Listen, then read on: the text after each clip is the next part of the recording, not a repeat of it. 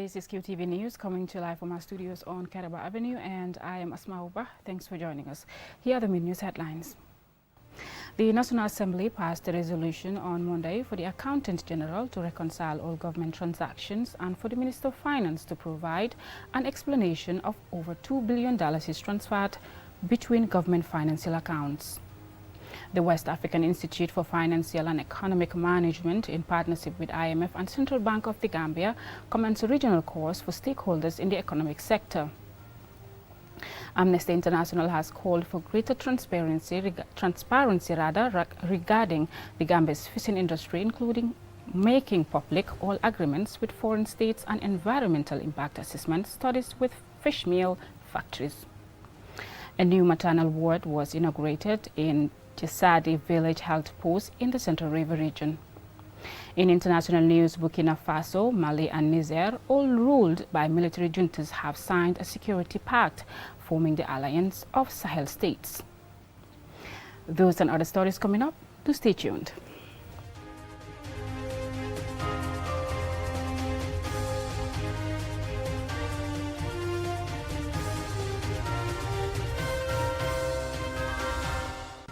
Thank you for staying with us. The National Assembly passed the resolution on Monday for the Accountant General to reconcile all unreconciled government transactions and for the Minister of Finance to provide an explanation on variants totaling over $2 billion, among others. Alusise has more. Variant is the process of moving money from one financial account or a part of a budget to another. For example, within government, this can happen where one department underspends and another needs more funding. The resolution arose out of the recommendation of the consultative report of the Finance and Public Accounts Committee, FPAC, and the government's 2019 audited accounts, annual activity, and audited financial statements of public agencies and institutions, among others. The Finance and Public Accounts Committee resolved that all unreconciled government transactions indicated in 2019 audited accounts be reconciled by the Accountant General before the end of the financial year 2023 and a report sent to FPAC, failure of which the Permanent Secretary at the Ministry of Finance must sanction those responsible. The Parliament agreed that the Ministry of Finance must provide a written explanation to the FPAC on or before 28 September 2023 the reasons why 404 payments totaling $2,687,362,341.40 buttons were made over the maximum threshold of 75%. For the Secretary General at the Office of the President and the Permanent Secretary at the Ministry of Works must provide a written explanation to the FPAC as to why the approval for a single source procurement for the rehabilitation work at the State House was sought after the completion of the work on or before 28 September 2023. The Secretary General at the Office of the President and the Permanent Secretary at the Works Ministry are further requested to provide written explanation to the FPAC on or before 28 September 2023 for accepting the Banjul Drainage, Roads and Sewage contract and the evidence showing that Gate Enterprise is the most suitable and qualified contractor to carry out the project. 7. Contracts Committee and the Secretary General at the Office of the President in 2019 reimbursed the sum of $950,000 being contingency amount that we are asked to remove from the contract with Guy Construction for rehabilitation of State House by the GBA on or before 28 September 2023. Failure of it, the Inspector General of Police must launch an investigation immediately and report back to FPAC within 90 days. The Permanent Secretary at the Ministry of Environment must provide to the Auditor General and FPAC all agreements made with the Government of Senegal relating to all forfeited timber seized on Gambian soil and all the payments made from the proceeds on or before 28 September 2023. The Permanent Secretary must also provide the authority to spend the funds generated from the sale of confiscated timber. That the Ministry of Finance provide a written explanation, that is 10, to the auditors and FPAC, the procurement of 15 motor vehicles brand that are different from the specifications on the contract. The Ministry of Youth and Sports must regularize the situation at the National Youth Service Scheme by the end of October 2023 and report back to FPAC on or before 15 November 2023. The Parliament also agreed that the Minister of Finance and the Minister of Justice should provide all relevant documentation and information relating to the sale of assets from the Janet Commission amounting to $22.3 million on or before 28 September 2023. After a long debate on the resolution, it was finally passed with amendments. Reporting for QTV News, I am Aliou Cissé. The West African Institute for Financial and Economic Management, in partnership with International Monetary Fund and Central Bank of the Gambia, commenced a regional course on Monday on balance of payments and international investment position statistics for stakeholders in the economic sector. Ansumane Sonyasi reports. This training also seeks to expose participants to international investment position statistics, best practices, among other important frameworks that guide balance of payments. They play an important role in the formulation of policies and provide the requisite framework for financial transactions. Addressing participants at the opening ceremony, Babukar Cham, head of HR at the Central Bank of the Gambia, stressed the importance of such training to the transformation of the finance sector in member countries, adding that while various regulators and central banks are at varied stages in the implementation of the balance of payments manual, it is important to build the capacities of key players in the sector to help keep up with changes like institutional units, current account transactions, amongst others. A deficit in the current account of a reporting country implies that the value of the import is greater than the value of exports. This has important policy implications. This deficit needs to be financed to maintain the balance of payment stability and hence the economic growth. Therefore, the balance of payment statistics are among the important economic indicators used in analyzing the performance of an economy. Rita Messias, Senior Economics at IMF, and Emmanuel Owusu Afriye, Director of Research and Macroeconomics Management Department at YFM, say this training is part of a drive to complement regional reintegration efforts. And while imploring participants to share experiences and best practices, they gave assurances of their respective institutions' continuous support. We believe that this will help in building synergies in the compilation of the balance of payments and IIP among data producers, and underscore as well the importance of institutional collaboration. Without this institutional collaboration, our quality of the data will be highly affected. Let me assure you that expert faculty drawn from the IMF Statistics Department and international experts in BOP have been assembled to facilitate this course. I therefore enjoy you to freely interact with them to derive maximum benefit from their brief stay with you. Participants are expected to cover, among other topics, core accounting principles, financial instruments and functional categories, service account, direct investment, as well as income account.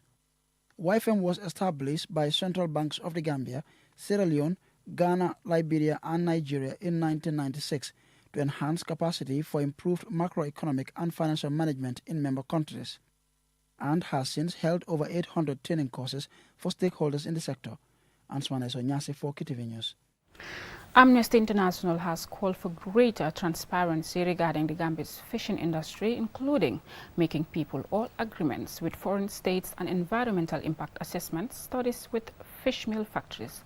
Julden Jai looked at the organization's research report on the environmental impact of fishing actors in Kombo Sanyang, and this is her report. Fish is an essential source, and the fishing industry plays an important part in the Gambian economy.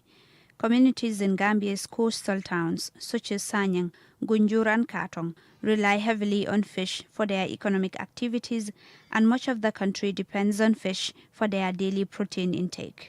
Sanyang is also a tourism hub where various lodges and restaurants rely on the fish market to supply their businesses. However, the fishing industry in the country has been subjected to increasing competing demands over the past few years, prompting overfishing with adverse socio-economic and environmental impacts. Amnesty International conducted research in Sanyang and Banjul in June 2021 and from March to April 2022, looking at the human rights impact of overfishing in Sanyang and the role of fish meal factories.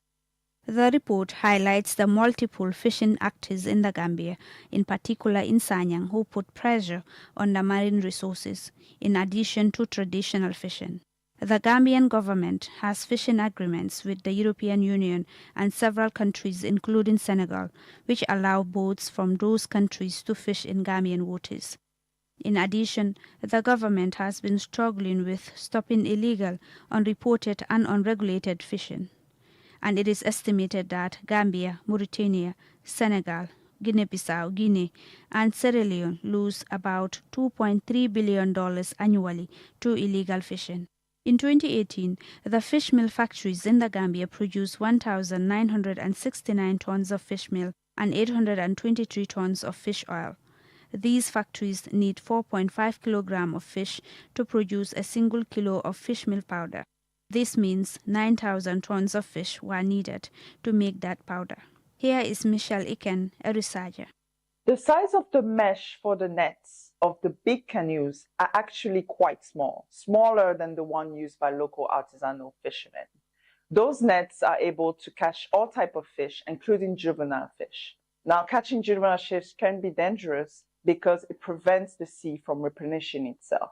Yusufa Jase, an activist, says the Council of Elders and those who were involved in the arrival of the company were misinformed because the owners of the fish meal factory had promised they would employ 400 youths in the community. According to NISEM, one of the fish meal factories, the factory has about 10 permanent workers and about 100 temporary workers. However, it is unclear how many jobs were held by locals. The factory's activities also hurt the businesses set up near the beach, targeting tourists. Solomon Senghor, a restaurant owner, is one of those affected. We start losing guests because of the smell of the smoke that was coming out of the factory. Also, when they pump their waste in the sea, and the tourists knew about that, and it was smelling like sewage. Among those who also said they were affected by the fish meal factory are women gardeners behind the fish meal factory. This was NISEM's response to the researchers about its corporate social responsibility to the community. The factory was sanctioned for violating environmental procedures and guidelines, and in 2020, the company was twice fined by the National Environment Agency for poor wastewater management. Based on our research finding, Amnesty International calls for greater transparency regarding the fishing industry, including making public all fishing agreements with foreign states, making public all environmental impact assessment studies of fishermen factories, also making public the list of vessels allowed to fish inside the country. Amnesty International campaigns for change so we can all enjoy our human rights. For QTV News, I am Julden Jai. That story by Julden Jai takes us to a commercial break, but when we return, we have more local as well as international news stories for you. To stay tuned.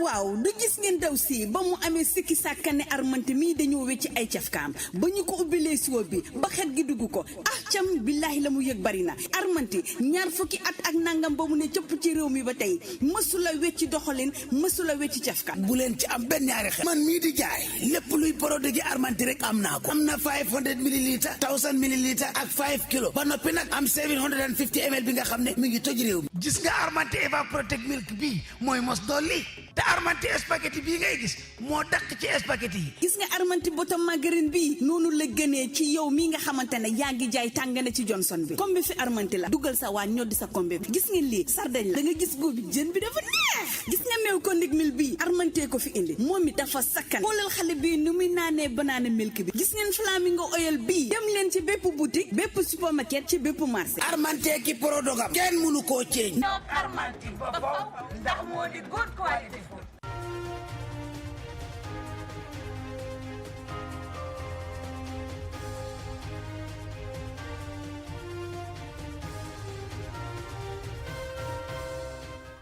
Welcome back. If you're just tuning in, you're watching QTV News, and I am Asma Uba. Now, a new maternal ward was inaugurated in Jisadi village held post in the Central River region to help address primary health services in the area.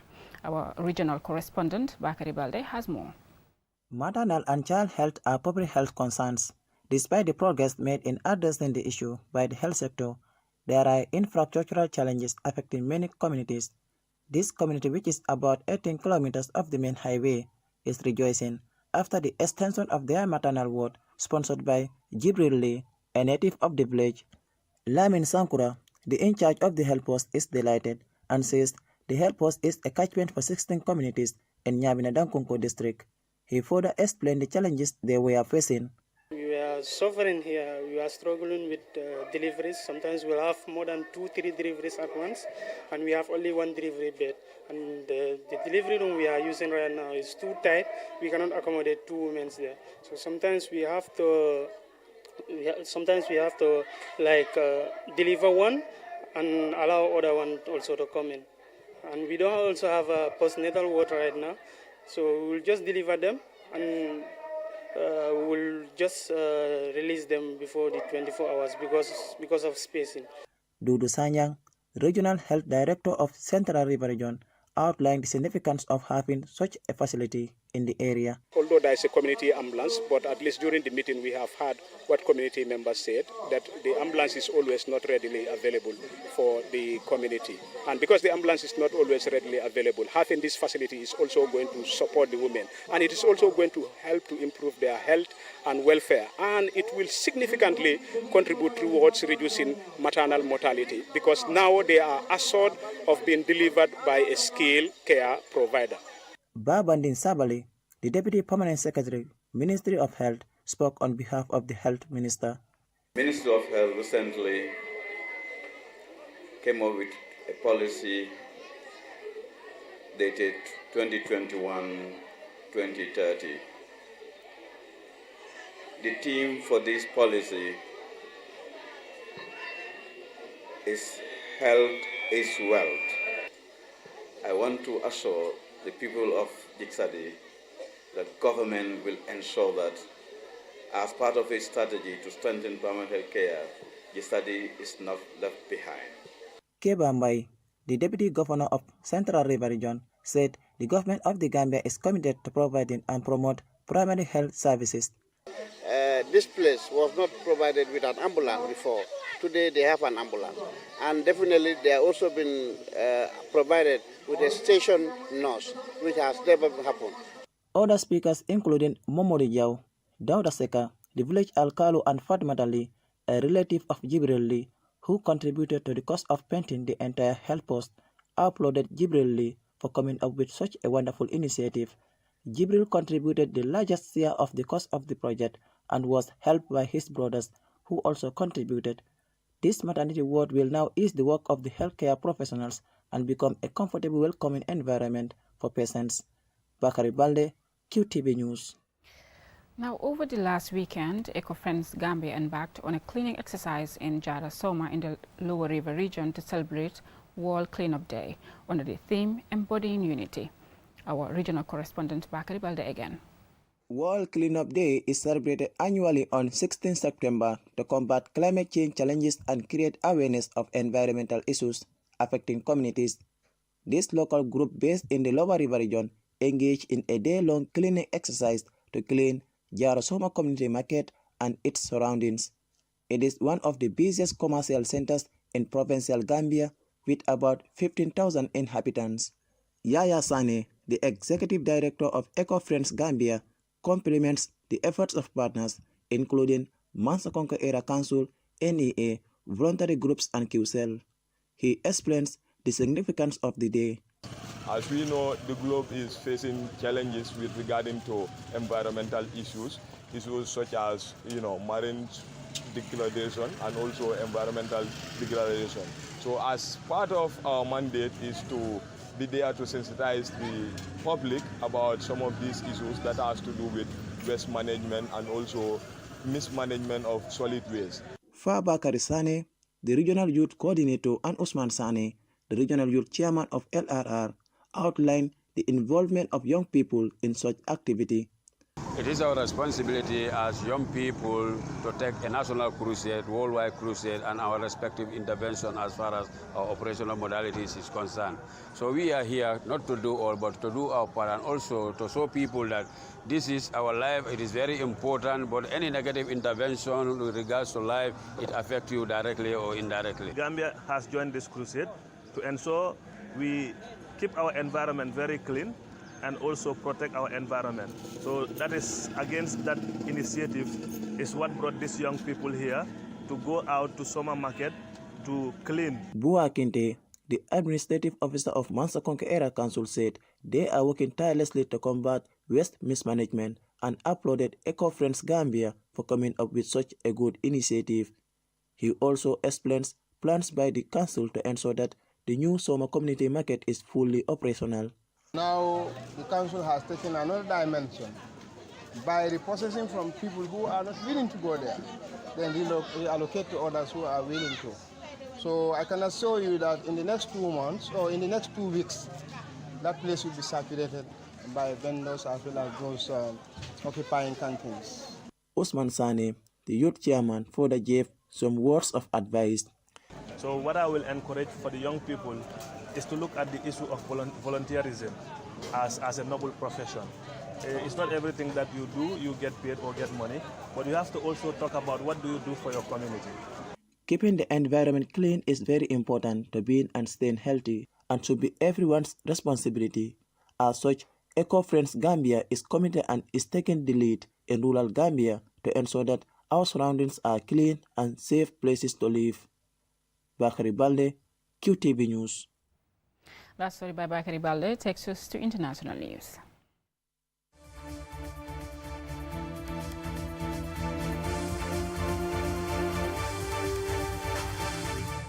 Now, Burkina Faso, Mali, and Niger, all ruled by military juntas, have signed a security pact forming the alliance of Sahel states. The three countries have pledged to help each other in the event of a rebellion or external attack. Julden Jai has more.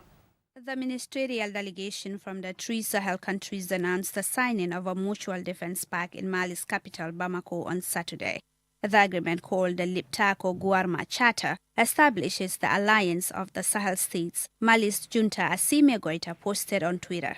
Goïta added that the aim is to establish an architecture of collective defense and mutual assistance for the benefit of the nations. The Liptako-Guarma region, where the Mali, Burkina Faso and Niger borders meet, has been ravaged by jihadism in recent years. Mali's Defense Minister Abdoulaye Diop told journalists the alliance will be a combination of military and economic efforts between the three countries. A jihadist insurgence that erupted in northern Mali in 2012 spread to Niger and Burkina Faso in 2015. All three countries have undergone coups since 2020, most recently Niger, where soldiers in July overthrew President Mohamed Bazoum. The West African region, ECOWAS, has threatened to intervene militarily in Niger over the coup. Mali and Burkina Faso quickly responded by saying that any such operation will be deemed a declaration of war against them. The charter signed on Saturday binds the signatories to assist one another, including militarily in the event of an attack on any one of them, according to African News. The charter states any attack on the sovereignty and territorial integrity of one or more contracting parties shall be considered as an aggression against the other parties and shall give rise to a duty of assistance, including the use of armed force to restore and ensure security. It also binds the three countries to work to prevent or settle armed rebellions. In addition to fighting jihadists linked to Al-Qaeda and the Islamic State group, Mali has seen a resumption of hostilities by predominantly the Tuareg armed groups. The escalation risks testing an already stretched army, as well as the junta's claims that it has successfully turned around a dire security situation. The groups had launched a rebellion in 2012 before signing a peace agreement with the state in 2015, but that accord is now generally considered dead. Mali's junta pushed out France's anti-jihadist force in 2022 and the U.S. peacekeeping mission MINUSMA in 2023.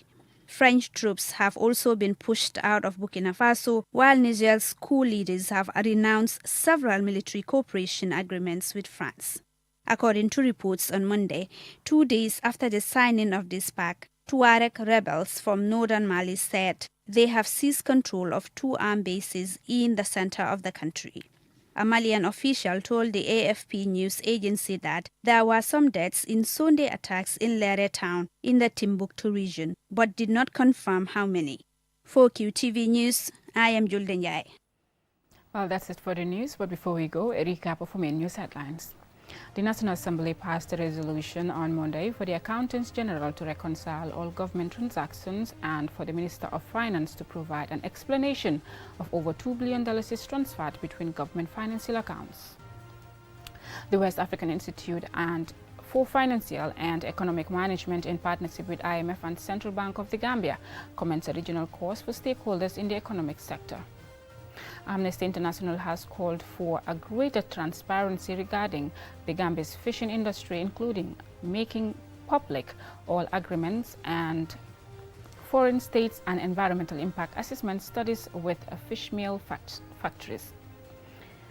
A new maternal ward was inaugurated in the Sadi village health post in the Central River region. In international news, Burkina Faso, Mali and Niger, all ruled by military juntas, have signed a security pact forming the Alliance of Sahel States. That's all we have for you on this news bulletin. Join us at 10 p.m. for more news. Thanks for watching.